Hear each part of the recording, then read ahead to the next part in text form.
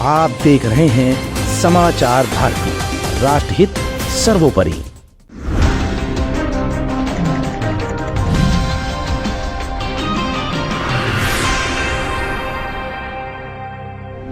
लोकसभा चुनाव के बाद हो रहे विधानसभा उपचुनाव की 9 सीटों पर बीजेपी के लिए तमाम चुनौतियां अब सामने खड़ी हैं।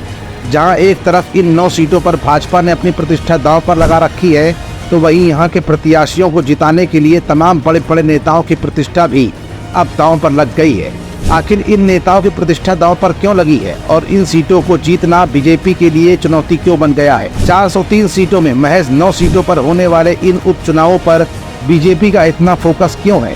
और अगर यहाँ पर किसी भी सीट पर कोई भी प्रत्याशी हारता है तो उससे भाजपा के किन बड़े बड़े नेताओं की प्रतिष्ठा पर सवाल उठेंगे? ये कुछ ऐसे सवाल हैं जिनका जवाब आज की इस रिपोर्ट में हम आपको दिखाएंगे भी और बताएंगे भी।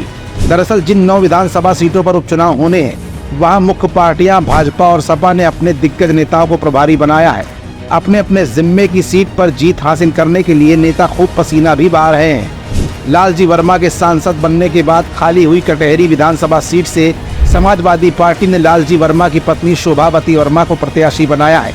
वहीं भाजपा ने पूर्व मंत्री धर्मराज निषाद पर दांव लगाया है। बसपा ने अमित वर्मा को प्रत्याशी घोषित किया है। इन प्रत्याशियों की प्रतिष्ठा तो दांव पर है ही, मगर बीजेपी ने कैबिनेट मंत्री स्वतंत्र देव सिंह को इस सीट का प्रभारी बनाया है।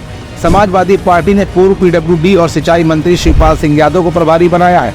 दोनों ही नेता लगातार इस सीट पर चुनाव प्रचार कर रहे हैं। इसी तरह फूलपुर विधानसभा सीट पर भाजपा ने दीपक पटेल को उम्मीदवार बनाया है, तो सपा ने मुश्तबा सिद्दीकी पर दांव लगाया है। बीजेपी ने कुर्मी बाहुल इस सीट पर एमएसएमई मंत्री राकेश सचान और दयाशंकर सिंह को प्रभारी बनाया है। वहीं समाजवादी पार्टी ने इस सीट पर कद्दावर नेता इंद्रजीत सरोज को प्रत्याशी बनाया है। सपा के राष्ट्रीय अध्यक्ष अखिलेश यादव के इस्तीफे के बाद खाली हुई करहर विधानसभा सीट इस बार मुलायम परिवार का अखाड़ा बन गई है।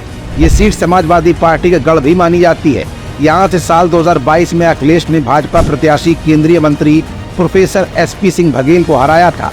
कुंदरकी सीट पर इससे पहले रामवीर 2 बार कुंदरकी और 1 बार देहात विधानसभा क्षेत्र से चुनाव लड़ चुके हैं। कुंदरकी सीट के लिए बीजेपी ने मंत्री जेपीएस राठौर और जसवंत सैनी को प्रभारी बनाया है। वहीं समाजवादी पार्टी ने राम अवतार सैनी को प्रभारी बनाया है। कानपुर की सीसामऊ विधानसभा सीट से बीजेपी ने सुरेश अवस्थी को उम्मीदवार बनाया है। वहीं समाजवादी पार्टी ने नसीम सोलंकी को चुनावी मैदान में उतारा है, मगर 1991 के बाद बीजेपी को इस सीट पर जीत दिलाने का जिम्मा कैबिनेट मंत्री सुरेश खन्ना को सौंपा गया है। मिर्जापुर की मझवा विधानसभा सीट पर इस बार मुख्य लड़ाई 2 देवियों के बीच मानी जा रही है। बीजेपी ने यहां से सुचिस्मिता मौर्य को प्रत्याशी बनाया है।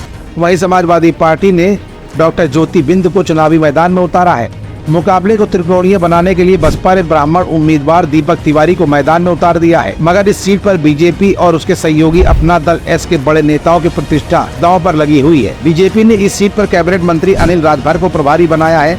वहीं बीजेपी के सहयोगी अपना दल एस के कार्यकारी राष्ट्रीय अध्यक्ष आशीष पटेल भी इस सीट पर लगातार सक्रिय नजर आ रहे हैं। कुल मिलाकर विधानसभा उपचुनाव की ये 9 सीटों पर होने वाला चुनाव सिर्फ प्रत्याशियों का चुनाव नहीं, बल्कि उनके प्रभारी की प्रतिष्ठाओं का भी चुनाव बन गया है। क्योंकि जिन नेताओं को प्रभार दिया गया है, अगर उनके रहते प्रत्याशी हारता है तो इसका सीधा असर उनके भी रिपोर्ट कार्ड पर पड़ेगा, जिसका असर जल्द ही दिखाई भी पड़ने वाला है।